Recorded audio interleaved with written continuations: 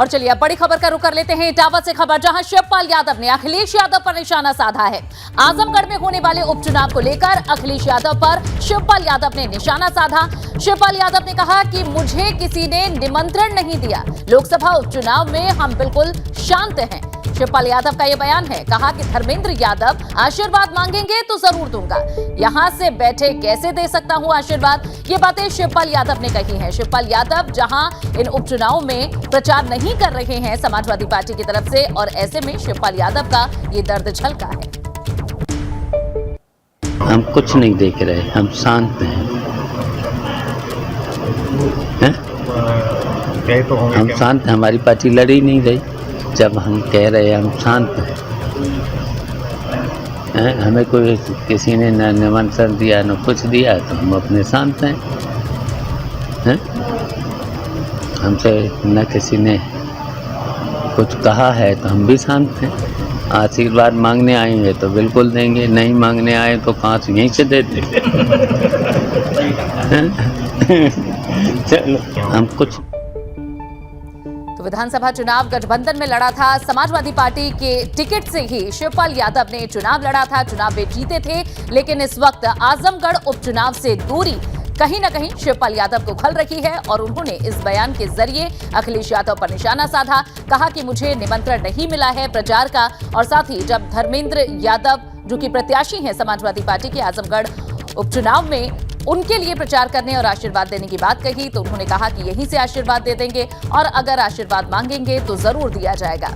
और मोहम्मद तारिक हमारे संवाददाता ज्यादा जानकारी देंगे, और आपसे जानना चाहेंगे मोहम्मद तारिक, ये बताएं कि शिवपाल यादव का ये बयान किस तरह से पढ़ा जाए, जहां समय समय पर ये जाहिर पे करते रहे हैं कि सब कुछ ठीक नहीं है अखिलेश यादव के साथ, समाजवादी पार्टी के साथ, उनके गठबंधन को लेकर, और इसी बीच उपचुनावों के बीच ये बयान कैसे देखा जाए वहां पर जहां यादव समाज बाहुल्य में है, जहां यादव समाज डिसाइसिव वोट बैंक है आजमगढ़ में। जी अनु, बताना चाहूंगा, बिल्कुल ये जो नाराजगी शिवपाल की और भतीजे अखिलेश की जो विधानसभा चुनाव से चली आ रही है, वो अभी भी काम कायम है, मनमुटाव बना हुआ है।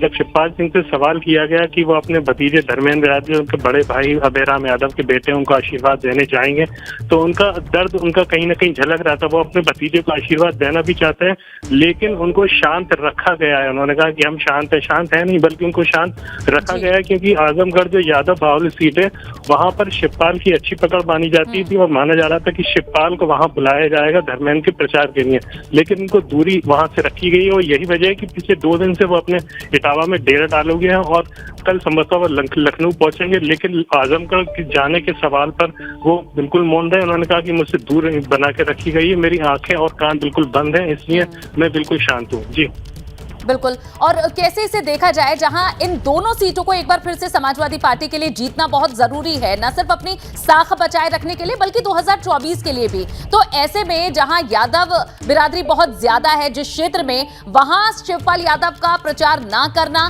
क्या ये समाजवादी पार्टी के लिए ठीक रहेगा भविष्य के लिए? क्योंकि जब मुलायम सिंह यादव यहां से लड़े, अखिलेश यादव यहां से लड़े, तो शिवपाल यादव भी आते रहे हैं इस क्षेत्र में। ये समाजवादी पार्टी का, यादव परिवार का गढ़ माना जाता है।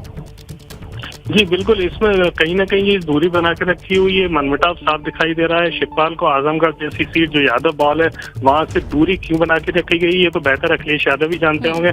लेकिन ये साफ संदेश दे रहा है कि चाचा भतीजे के बीच बिल्कुल कहीं ना कहीं ठीक नहीं चल रहा है, जिसके चलते शिवपाल को आजमगढ़ से दूर रखा गया है, और कहीं ना कहीं जो यादव बाहुल्य सीट है उससे शिवपाल सिंह दूरी बनाए के रखे हैं। ये सारी चीजें कहीं ना कहीं संदेश दे रही है। ठीक है, शुक्रिया इस पूरी जानकारी के लिए आपका। और अब बात रामपुर की भी कर लेते हैं। रामपुर में कल आजम खान ने चुनावी जनसभा को संबोधित किया था, और इस दौरान उन्होंने कहा कि मैंने टोपी लगा रखी है, यही मेरा गुनाह है। वहीं एक बार फिर से उन्होंने नवाब खानदान पर हमला बोलते हुए कहा कि उन्हें तो जनता ने सिर्फ 3000 वोट दिए थे। मैं आपसे भी कहता हूं, मेरा गुनाह यह है कि मैंने टोपी लगा रखी है। मेरा गुनाह यह है कि मेरी कौम की बच्चियां नकाब लगाती है। मेरा गुनाह यह है कि मीनारों से अल्लाह अकबर की आवाज आती है। मेरा गुनाह यह है कि मैं ला इलाहा इल्लल्लाह मोहम्मद रसूलुल्लाह कहता हूं, लेकिन मैं किसी के मजहब की तौहीन नहीं करता, किसी के धर्म की। मुझे मारने वालों, इन्हीं नवाबीन ने किले के मैदान में, ये जो जिन्हें 300 वोट मिले हैं, अल्लाह सलामत रखे,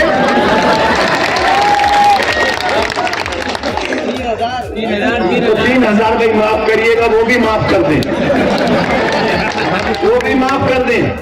अल्लाह सलामत रखे, अल्लाह खैर रखे उनकी, जिए वो, ताल ठोक के कहता हूं अल्लाह सलामत रखे।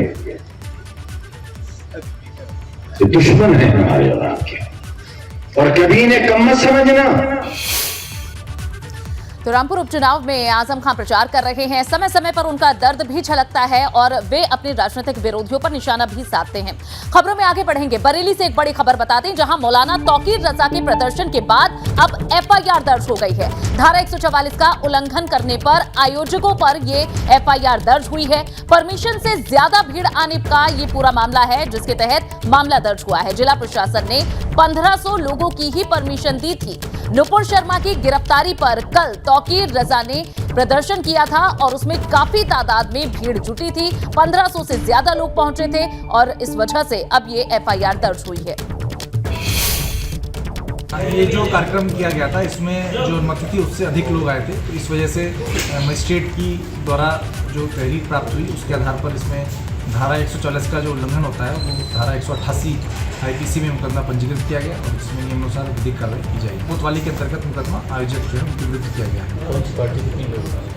इसमें जो आयोजक ने जो अनुमति मांगी थी, शायद 2 लोग थे, जहाँ तक मुझे जानकारी है, उनके ऊपर किया गया है।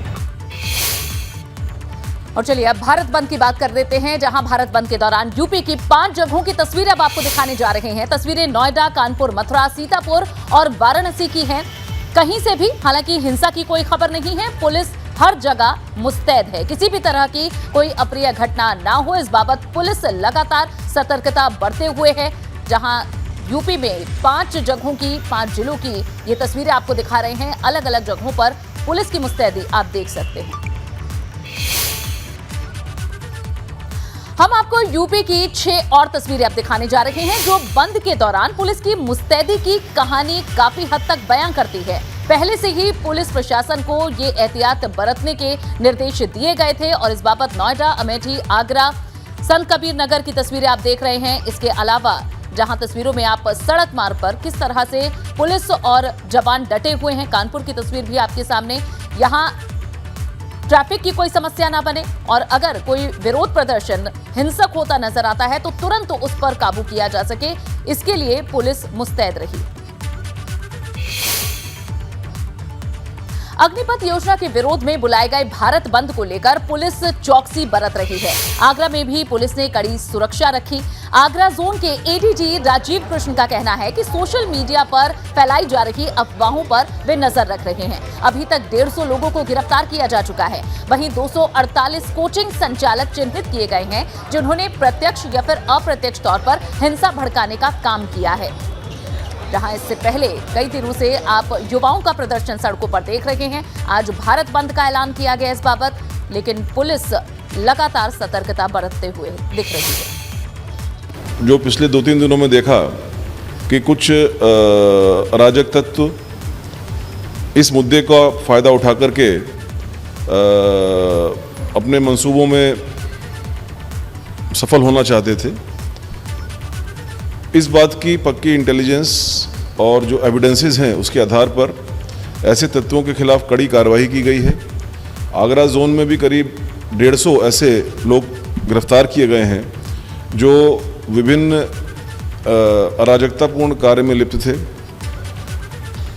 इसके साथ ही आगरा जोन में करीब 248 कोचिंग संचालक चिन्हित किए गए हैं। इनमें से कुछ ऐसे हैं जिन्होंने डायरेक्टली या इनडायरेक्टली इन लोगों को भड़काने का कार्य किया है। उधर गाजीपुर जिले में बंद को लेकर प्रशासन अलर्ट पर है। एहतियात के तौर पर यहां प्राइवेट बसें भी नहीं चल रही हैं। रेलवे स्टेशन पर भी भारी पुलिस फोर्स के साथ जिला प्रशासन के तमाम जिम्मेदार अधिकारी मौजूद हैं। आईजी वाराणसी के सत्यनारायण और वाराणसी कमिश्नर दीपक अग्रवाल भी मौके पर पहुंचे और स्थिति का जायजा लिया।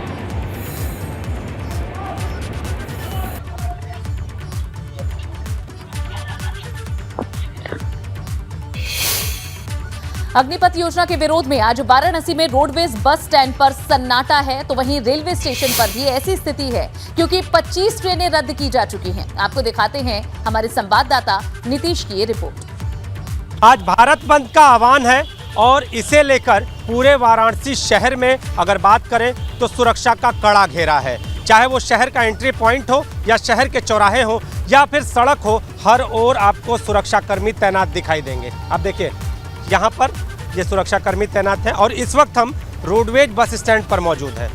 यहाँ पर आज बस आपको दिखाई नहीं दे रही होगी, चारों तरफ आपको सन्नाटा दिखाई दे रहा है और जो आम यात्री जो बस यात्रा करने वाले हैं वो लोग हैं। कहाँ जाना है? जी सर, हमको आजमगढ़ जाना है। तो परेशानी हो रही है? जी हाँ, 1.5-2 घंटे से खड़े, कोई बसें नहीं है। कैसे व्यक्ति आवे जाए और कैसे जाए, बड़ी समस्याएं तो जटिल है यहाँ। अधिकारियों से भी बात की, कुछ ऐसा कोई नहीं सर, कोई कह रहे हैं कि सब भारत बंद का आह्वान है, इसलिए सुरक्षा दृष्टि से DRM आरएम ने बसों को हटा दिया है। कहाँ जाना है आपको? हमको जाना है मोहम्मदपुर। बस मिली? अभी तो आधे घंटे से यही खड़े हैं, अभी तो कोई सुविधा नहीं है। परेशानी है? बहुत परेशानी है। आप बताइए। गोपीगंज जाना है हमको। तो क्या स्थिति, कितने देर से खड़े? आधे घंटे हो गया, बहुत दिक्कत हो रहा है। आपसे जानेंगे, कहाँ जाना है? मिर्ज़ापुर सर जाना है। हाँ, कुछ काम से जाना, लेकिन बस कैंसिल है, बोले 5 बजे के बाद। पूरा सामान लेके निकले हुए हैं? जी सर, पहुँचाने जाना है, लेकिन बस नहीं? नहीं, बस नहीं है। 1 घंटे। कारण क्या बता रहे हैं? बता रहे बस कैंसिल है सब, तो फोड़ की वजह से। तो जो तोड़फोड़ है, क्या हल है? क्या विरोध का ये इसका शांति से कोई हल नहीं है। ये जो भी है गलत है। सरकारी संपत्ति नष्ट कर रहे हैं, उसके बावजूद भी सरकार जो उनको ऑफर दे रही है वो मानने में, ये गलत बात है ना। ठीक है, आप प्रशासन कीजिए, सरकार मना नहीं की है, लेकिन आप किसी चीज़ को तोड़ना तो हम जैसे लोगों के लिए परेशानी है ना। यात्रियों को परेशानी हो रही है और ये अपनी व्यथा ABP गंगा से बता रहे हैं और इसके साथ ही ये बात भी कह रहे हैं कि विरोध का विभत्स स्वरूप यानी तोड़ फोड़ वाला स्वरूप जायज नहीं है। कैमरामैन विशेष के साथ नीतीश कुमार पांडे, ABP गंगा, वाराणसी। उधर अग्निपथ योजना पर युवाओं के आक्रोश को लेकर कारागार मंत्री धर्मवीर प्रजापति का बयान सामने आया है। उन्होंने कहा है कि युवा कुछ समय बाद योजना को समझेंगे और उसके बाद वे योजना का स्वागत भी करेंगे। विपक्ष का अपना करने का काम है, विपक्ष करेगा। हमारा जो करने का काम है हम करेंगे। केंद्र में विपक्ष अभी मोदी जी के विचारों को समझ नहीं पाया है। मोदी जी हमारे दूरदर्शी हैं। कई साल बाद उनके समझ में आएगी कि ये जो कदम उठाते हैं, कोई भी नीति बनाते हैं, उसका परिणाम जब सामने आता है तब समझ में आती है। विपक्ष का काम है अपने करने का। हमारे नौजवानों को जब गंभीरता से समझेंगे, समझ में आ जाएगा तो फिर उसका स्वागत करें। आगरा में एक बार फिर से बाउंसर्स की गुंडागर्दी देखने को मिली है। फतेहाबाद रोड पर स्थित एक बार के बाउंसर्स ने एक फौजी के साथ बुरी तरह से मारपीट की। जवान को सड़क पर गिराकर पीटा गया।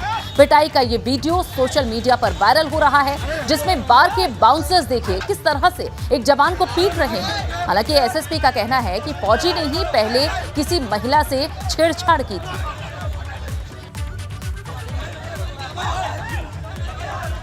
आगरा की ये तस्वीरें हैं जहां एक बार में ये व्यक्ति पहुंचा था और इसने एक महिला से छेड़छाड़ की थी, ये आरोप लगा है, जिसके बाद बार के बाउंसर्स ने इसे बुरी तरह से बीच सड़क पर पीटा। देखिए, एक फौजी जो था वो एक बार में गया था और वहां जाकर कुछ महिलाओं के साथ उसके द्वारा छेड़छाड़ की गई थी। तो महिलाओं के जो परिजन हैं और अन्य लोगों ने उसके साथ धक्का मुक्की की थी। वो उसके बाद फौजी वहां से निकल गया था और उसने ना तो कोई एप्लीकेशन दी है और ना ही किसी हॉस्पिटल में उसने डॉक्टरी कराई है। फौजी की गलती थी। इस संबंध में जो मिलिट्री इंटेलिजेंस वाले हैं उन्हें अवगत करा दिया गया है और वो इसकी खुद जांच कर रहे हैं।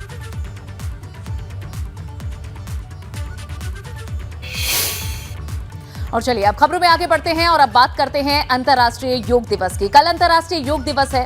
हम आपको यूपी उत्तराखंड की अलग अलग जिलों की 6 तस्वीरें अब दिखा रहे हैं। कानपुर, जहां ग्रीन पार्क में योग दिवस मनाया जाएगा। दूसरी तस्वीर गाजियाबाद की है। तीसरी तस्वीर गाजीपुर की, जहां मदरसे में छात्रों को योग का रिहर्सल करते हुए आप देख सकते हैं। आगरा के पंचमहल में तैयारियां भी पूरी कर ली गई हैं कल के लिए। औरैया में योग दिवस बनेगा और यहां मेगा इवेंट इसे बनाने की पूरी तैयारी हो चुकी है। जिले के अलग अलग इलाकों में कार्यक्रम होगा। छठी तस्वीर उत्तराखंड के बागेश्वर जिले की है, जहां योग दिवस से पहले रन फॉर योगा का आयोजन किया गया। तो कल की ये तैयारियां हैं। कल 21 जून है, अंतर्राष्ट्रीय योग दिवस कल के दिन मनाया जाता है और इसे लेकर कैसी तैयारियां न सिर्फ उत्तर प्रदेश बल्कि उत्तराखंड में भी चल रही है, ये आप इन तस्वीरों में देख सकते हैं। उधर कानपुर में 6वें अंतर्राष्ट्रीय योग दिवस के लिए तैयारियां पूरी कर ली गई हैं। कानपुर के अंतर्राष्ट्रीय क्रिकेट स्टेडियम ग्रीन पार्क में इस बार योग उत्सव मनाने की पूरी तैयारियां हो चुकी हैं। खुद उत्तर प्रदेश विधानसभा अध्यक्ष सतीश महाना और सभी जनप्रतिनिधि जिला प्रशासन के अधिकारियों के साथ योग उत्सव में शिरकत करते दिखेंगे। ऐसे में जिला प्रशासन के साथ ही सभी संबंधित सरकारी विभाग तैयारियों को अंजाम देने में जुटा हुआ है। ग्रीन पार्क स्टेडियम में एक भव्य LED स्क्रीन लगाई गई है, जहां तकरीबन 4,500 लोग योग दिवस मनाते दिखेंगे कल। इधर गाजीपुर में भी योग दिवस को लेकर मदरसे में तैयारियां चल रही हैं। मदरसे के सभी छात्र यहां योग सीख रहे हैं और सभी छात्रों को योगा सुबह 6 बजे से 7 बजे तक कराया जाएगा। राजकीय होम्योपैथिक कॉलेज से 2 डॉक्टरान हजरात तशरीफ ले आए और इन्होंने बच्चों के सामने योग किया और बच्चों को कराया। बहुत अच्छा लगा। दवा से ज़्यादा बेहतर तरीका हमें यही समझ में आया कि योग किया जाए। इसमें कोई नुकसान भी नहीं है और बहुत फ़ायदा है। और आज जो योग की शुरुआत हुई है, कुरान करीम की मुक़द्दस आयत करीमा की तिलावत से हुई और उसके बाद फिर डॉक्टर साहब ने अपनी भरपूर ज़हानत का इजहार करते हुए बच्चों को तालीम दी। उधर गाजियाबाद में भी विश्व योग दिवस को लेकर तैयारियां की जा रही हैं। कोरोना महामारी के चलते पिछले 2 साल से योग दिवस समारोह बड़े स्तर पर आयोजित नहीं हो पा रहा था, मगर इस बार बड़े स्तर पर योग दिवस का आयोजन किया जा रहा है। आप देखेंगे कि कोई गली मोहल्ला ऐसा नहीं होगा कि जहां योग की क्लासेस ना चलेंगी और लोग स्वतः ही प्रेरणा से लोग आगे आ रहे हैं। जीवन की एक अच्छी शैली है और जिसे भारत के अंदर जिसका जन्म हुआ और ये अंतर्राष्ट्रीय स्तर पर इसको मान्यता प्राप्त हुई है। कुछ लोग इसे हिंदू मुसलमान के नज़रिए से, धर्म के नज़रिए से देखते हैं, तो मैं उन सभी से ये कहूँगा कि ये योग जो है ना हिंदू है ना मुसलमान है ना कोई और धर्म है। ये एक विद्या है जिसे हजारों लाखों साल से हमारे ऋषि मुनियों ने अपनाया है और ये भारत की मिट्टी के साथ जुड़ी हुई एक परंपरा है और एक अच्छी चीज़ है, तो इसको सभी को अपनाना चाहिए। तो कल पूरे विश्व भर में योग दिवस मनाया जाएगा और अलग अलग अनोखी तस्वीरें आपको ABP गंगा पर देखने को कल मिलेंगी।